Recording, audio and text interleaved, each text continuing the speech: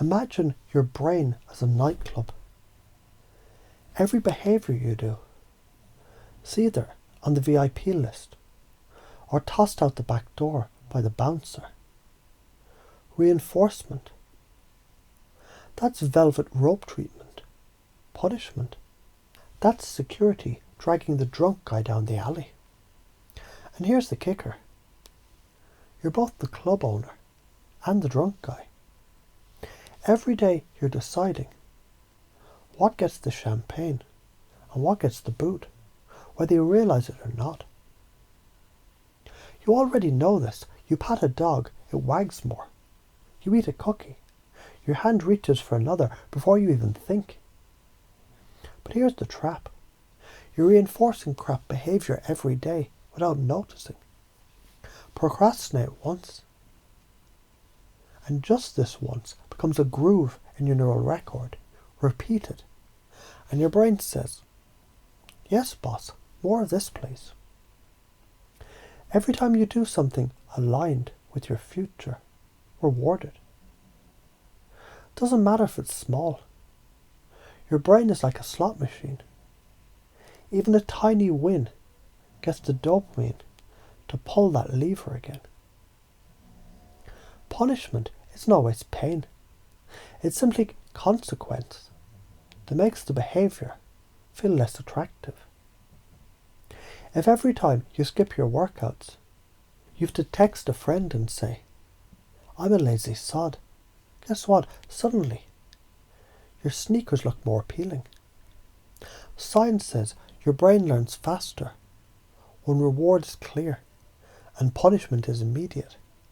Life says, if you let bad behaviours go unpunished, you're basically giving them free rent in your house. Thorndike's cats in puzzle boxes were just furry little entrepreneurs. They tried, they failed, tried again, and accidentally hit the release lever. You do the same when you fumble through conversations, projects, relationships. The problem, most people stop after a few failed tries and tattoo "I'm bad at this" on their identity. Truth, failure is just a feedback machine.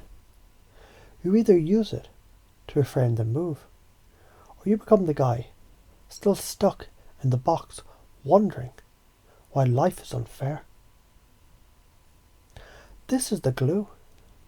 Your brain links stimulus to response. You hear a tone, remember heartbreak.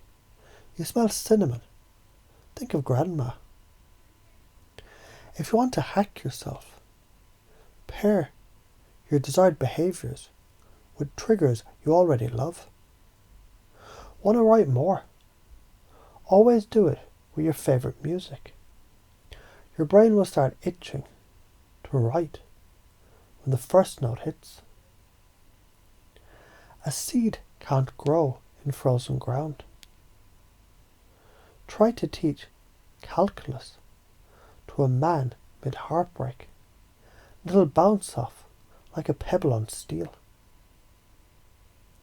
Readiness is both physical and emotional.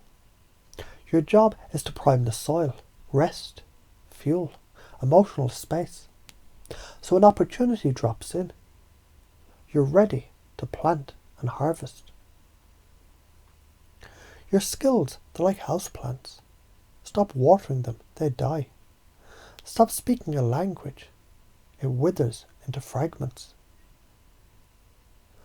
There's no once learned, always mine. Nature reclaims unused territory, the solution. Keep touching every skill that you value, so the neural pathway stays lit. Skinner took Thorndike's hammer and built an entire behaviour shaping machine. You can do the same on yourself and others. Want to change someone's mind? Stop debating. Reinforce what you do like in their responses and starve what you don't. The brain will tilt toward what gets fed. Your relationships, your work ethic, your health. Every domain is already running on this code. The only question is whether you're the programmer or just a user clicking random buttons. Ignore it, and you accidentally build a life where your worst habits run the show. Use it deliberately, and you become the architect, rewarding the moves that stack into the identity that you actually want. So why are you afraid to use this? You fear judgment. You fear people's sideways glances when you start changing. You fear success, because then you have to maintain it. But every time you act despite that fear, you reinforce courage. Every time you hide, you reinforce avoidance. Which one are you teaching your nervous system to crave? In hypnosis, confusion isn't bad. It's the white space before a new blueprint gets installed. Thorndike's law is the hammer you swing in that moment. You try it, you test it, you keep what works. You kill what doesn't. Simple, ruthless, effective. Ignore reinforcement and punishment, and you'll accidentally teach yourself to repeat the very patterns that drain you. You'll water weeds and wonder why you're surrounded by thorns. Follow it, and your life starts compounding upward. Good choices beget better ones, and momentum makes them easier. Match their current worldview. Agree with their reality, where it's safe to do so. Attach their existing beliefs to your desired direction. So moving toward your idea feels like moving towards what they already value. Follow it. You'll have micro victories that snowball into unshakable identity.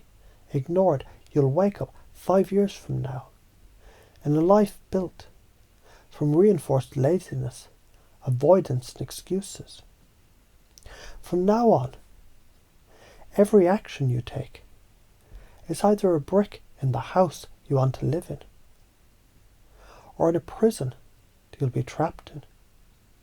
Your nervous system is always taking notes, making damn sure you're only giving VIP passes to the behaviours that deserve to live in your future.